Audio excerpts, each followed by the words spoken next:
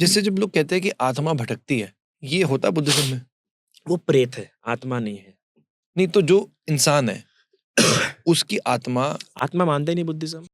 Right, जो energy है, energy को मानेंगे तो फिर वही हो गया आत्मा मतलब। तो फिर जो इंसान के अंदर है क्या? एनर्जी इंसान के अंदर दोनों है, मैटर भी और माइंड भी है। हाँ। विद बोथ बोथ डिपेंडेंसी के कारण ह्यूमन जी रहा है। हाँ। ठीक है ना, सिर्फ माइंड के कारण इंसान नहीं जी रहा। ये माइंड मैटर पे डिपेंड और ये मैटर माइंड पे डिपेंड है। 6 वेज में ये दोनों इंटरकनेक्टेड है। 6 वेज में ये दोनों एक दूसरे के साथ काम करते हैं। तो जब रूप मर रहा होता है तो चित्त भी मर रहा होता है साथ में, क्योंकि इसको एनर्जी नहीं मिल रही रूप से कि ये इसी बॉडी में टिका रहा है कॉन्शियसनेस। ठीक है, तो इसलिए जब रूप मर रहा होता है, इसकी अपनी साइकिल घस रही होती है, तो कॉन्शियसनेस भी क्या होता है, डीम होते जाता है। फिर ये अपना कम्मा पकड़ लेता है, तुरंत फिर किसी योनि में अपना उत्पन्न हो जाता है। और वो मोस्ट ऑफ जो बोलते हैं ना कि हमको दिखा, वो आत्मा नहीं होती, वो प्रेत योनि होती है। राइट। आपने जैसे कहा कि आत्मा होती नहीं है बुद्धिज्म में, गॉट इट। बट अगर मेरी बॉडी है, मेरी बॉडी जब एक सिंपल सा लॉजिक है कि अगर ये मेरी आत्मा है, ये इस शरीर में गई तो मेरी आत्मा का कुछ गया तो वो रीबर्थ हो गया। फिर जो अगला रीबर्थ हो रहा है वो कॉमन कंपोनेंट क्या है मेरी बॉडी का जो कि मेरे रीबर्थ में आया? The cycle. थोड़ा समझाइए। साइकिल इन द मतलब समझ जाओ, एक ही साइकिल में घटित होने के कारण से, एक ही फ्रेज में घटित होने के कारण से उसे हम उसे पुनर्जन्म नहीं कहते, हम उसे पुनर्भाव कहते हैं। तो ये थोड़ा इलैबोरेट करो अब इसको। हाँ, तो ये पुनर्जन्म तो हमें बस एक समझाने के लिए स्कॉलर्स ने उस समय में इस्तेमाल किया, रीबर्थ वगैरह। इंग्लिश में हम लोग उसे रीलिंकिंग कहते हैं। जस्ट एक भाव है, फिर एक भाव दूसरे इसमें कन्वर्ट हुआ, दूसरा भाव बना।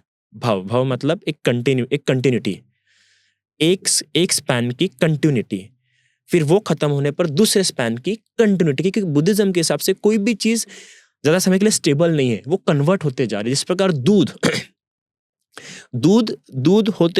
होते एक समय ऐसा आता है कि वो फटते जाता है, पर इसी क्षण फटा क्या, वो नहीं, वो फटना जब से अस्तित्व में आया है तब से उसकी साइकिल शुरू हो गई।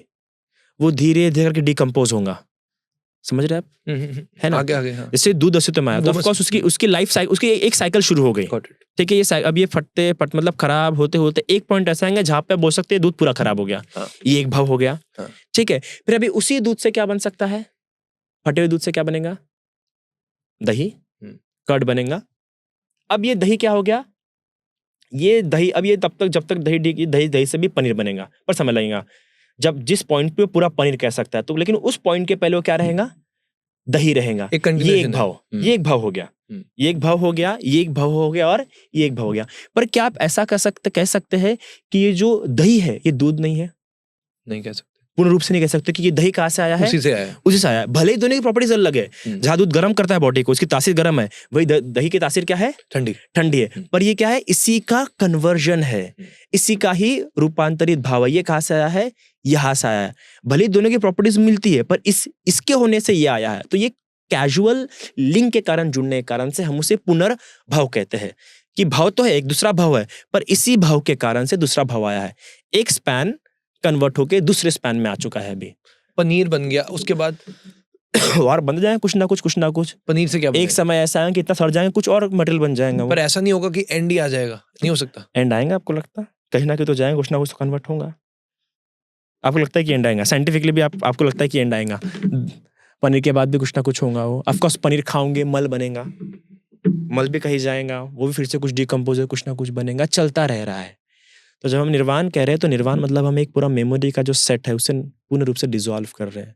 अब वो सेट, वो क्लिंगिंग जो एक कॉन्शियसनेस होल्ड करता था पंचस्कंदों के रूप में, अब वो वैसा रिबर्थ, अब वो जो मैं, जिसने एक मैं करके जो जीवन जिए, इतने जन्मों से जीते आ रहा है, वो मैं अभी नहीं रहा। इसलिए वो मैं फिर जन्म नहीं लेगा। बाकी एनर्जी चलते आ रही है, चलते जाएंगी।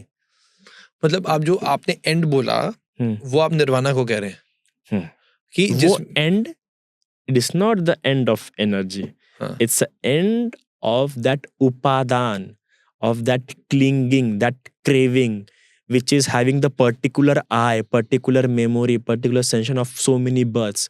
उसका end हुआ है, not energy. This what I have observed, I'm not perfectly correct. जो consciousness, जो एक मैं वाला consciousness बना था उसका, कि जो एक साधु अचीव करता है हाईएस्ट फॉर्म में, आप कह रहे हो कि जब उसके पास डिजायर्स खत्म हो गई हैं, उसके मन में कोई ऐसी चीज नहीं है जो बिल्कुल प्योरिटी से है, फिर वो जाकर वो निर्वाणा में जाता है, जहां पर भी उसकी जो आप कह रहे हो जो साइकिल है बर्थ की वो खत्म हो जाती है, पर एनर्जी उसकी वहां रहती है, ऐसा? एनर्जी रहती नहीं, एनर्जी अभी बच्चा ही नहीं कि वो एनर्जी फिर जमा कर सके। समझ रहे आप? वो एनर्जी बच्चे ही नहीं कि वो फिर से जमा कर सके। एनर्जी बार बार जमा की जा रही थी, वो बार बार क्लिंग हो रहा था, बार बार ईंधन डाला जा रहा था कि गाड़ी आगे चलते रहे। अभी ईंधन डलेगा नहीं, अब सब खत्म। उस फिनोमेना को समझने के लिए बहुत बहुत बहुत सोचना पड़ता है। वो ऐसे नहीं समझ सकता आपको फिनोमेना। तो इसमें और इन डेप्थ जाना पड़ेगा। हाँ। तो हम एक बार इसको बस एक क्रक्स में लाने के लिए कि इंसान, आपने ये कहा कि कहीं ना कहीं उसकी लाइफ चल, आप ये कह रहे हैं कोई भी व्यक्ति जब मरता है तब उसकी, आप कह रहे हैं बुद्धिज्म में आत्मा का कुछ कॉन्सेप्ट है ही नहीं, तो फिर जब रीबर्थ होता है तो वही व्यक्ति के साथ उसका लिंक कैसे है? तो इसका आपने जवाब ये बोला है कि वो एक कंटिन्यूएशन है, यानी जो बंदा आज मर रहा है वो एक पर्टिकुलर, एक एनालॉजी के लिए हम कहें, एक पर्टिकुलर टाइम एंड स्पेस में जा रहा है, तो उसी टाइम एंड स्पेस में दोबारा से बर्थ होता है, ऐसा? उसी टाइम और स्पेस में कैसे बर्थ होगा? उसी टाइम और स्पेस में बर्थ नहीं हो सकता। टाइम बीत चुका है, वो स्पेस भी पर रीबर्थ बीत तो चुका आपने है। कहा नहीं था इंस्टेंटली हो जाता है। हाँ, पर उसका उस टाइम और स्पेस में नहीं हो रहा, उसका किसी और स्पेस में किसी और टाइम में बर्थ हो रहा है। बस ये है कि ये जो बर्थ है इस कॉज के कारण से हुआ है, इसलिए उसे रीबर्थ नहीं बोला जा रहा है। मतलब रीलिंकिंग बोला जा रहा है। ये जो बर्थ का जो कॉज हो रहा है ये सिर्फ कॉज के रूप में है। कॉज के साथ इस सिर्फ एक कड़ी से जुड़ा हुआ है ये, और कर्मों से जुड़ा हुआ है कि जो कर्म बचे, जो शेष बचे हैं उसका फल भोगना है। वो कर्मों के शेष के कारण से, वो एनर्जी बची होने के कारण से इसका फिर से क्या हो रहा है, रीबर्थ हो रहा है या रीलिंकिंग हो रहा है। तो ये कॉज होने के कारण, ये इस कॉज ने इसको प्रोड्यूस किया है, इस आधार पर ये दोनों जुड़े हुए हैं। और ये अभी तक था नहीं, एग्जिस्ट नहीं करता था, एग्जिस्ट नहीं करा था, इसके कर्मों ने एग्जिस्ट कराया इसको। वो किसी भी लोक में हो सकता है, किसी भी लोक में एग्जिस्ट करा सकता है। और अगर इसके अच्छे कर्म होंगे तो वो भी भोगने पड़ेंगे क्योंकि वो स्टोर्ड है, बुरे कर्म होंगे तो भी भोगने पड़ेंगे, वो भी स्टोर्ड है। और वो स्टोर्ड एनर्जी नहीं, वो पोटेंशियल एनर्जी ने काइनेटिक फॉर्म लेके उसको रीबर्थ कराया है। और भी डेप्थ है ये बहुत, किसी दिन समझाऊंगा आपको पीपीटी के साथ।